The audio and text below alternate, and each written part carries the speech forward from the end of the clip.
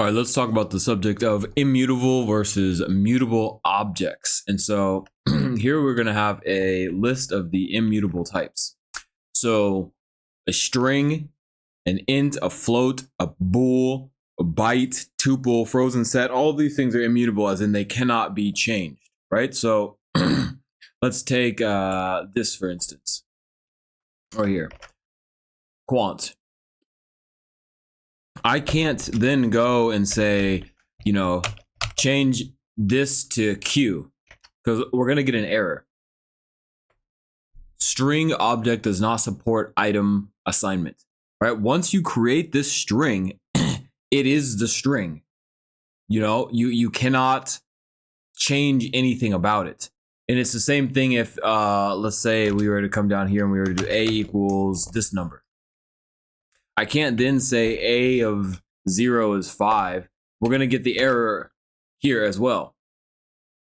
And it's the same thing if we create a bool, like a false or a true. We can't change any of the information of this. I can change what A actually equals. I can say A equals, something like this.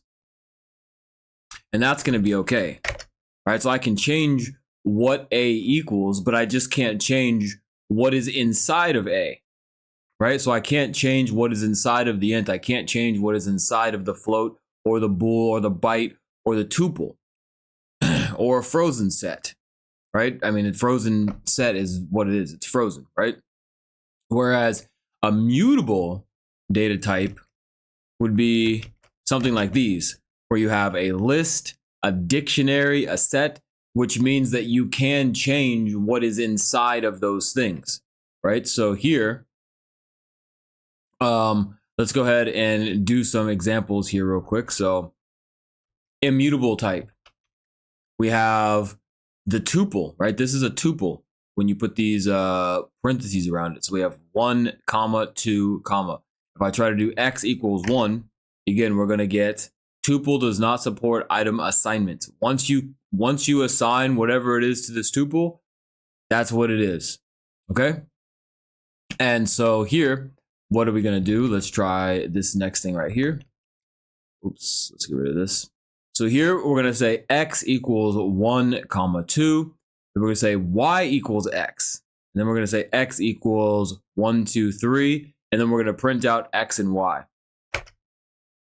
So what happens here is that y is referencing the x, okay? So we have x equals 1, 2, y equals x. Then we're going to change what the x is. And so here you can see that we're saying x equals 1, 2, 3, and then y equals 1 and 2.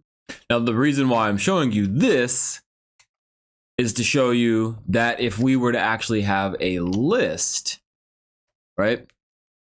And we were to make a change to this x, it's actually going to change y, because y is just pointing to x. You're saying y equals x. I'm pointing y to x. So any changes that I make to x is going to affect y, right? So here we have 1 and 2. We're saying change this 1 into a 3. And then print out x and y. So we're going to say x equals 1, 2, y equals x. Y is pointing to x. Now we're going to change x, which y is pointing to, and now we're going to print these out. And you'll see here we have 3, 2, and 3, 2, because y is pointing to x. Okay, so this is extremely important. I remember when I was first going through this, and I was working with NumPy and pandas and all of this other stuff, and I was doing some type of assignment like this, thinking that it was going to be okay, because I'm going to show you when you're using functions, it gets a little bit insane. And so what happens here is that if we want y to be something completely separate from x, you have to do this copy, right? So if we take this, we run it. Let's get rid of this. So let's run this, run this. So you see here, if we copy x, now basically this is going to be the same thing as saying y equals 1, 2.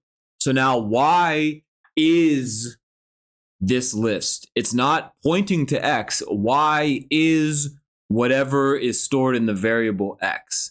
So now you can see if we change something in x, 3, then now it's going to say 3, 2, and now y is 1, 2. So up here, y is pointing to x, therefore everything that we do to x is going to be also done to y. But if we are making a copy of x and storing it as y, then it's basically saying whatever the variable of x is, make that y. But we're not going to be pointing to x. And therefore it's like this. So again, that's why it's really important. And again, this is only for, basically think of like anything that is mutable is basically anything that is not this. Or if you really want to get serious about it, you want to go online and search for all of the immutable data types in Python. But for the most part, it's these are the main ones that you're going to be using. But if it's like a NumPy array, if it's a pandas, if it's whatever other programs are out there that keep lists and all sorts of other things, those are all, for the most part, going to be mutable. But if you have a question about it, just run it through a simple test like this, and then you'll see whether it's mutable or immutable, okay? And so here, this is the thing that was really messing me up when I first started, is let's do this. So we have this function here, and we're just going to call it sort the nums. We're going to send it a numbers. It's going to be a list. We're going to sort numbers.sort.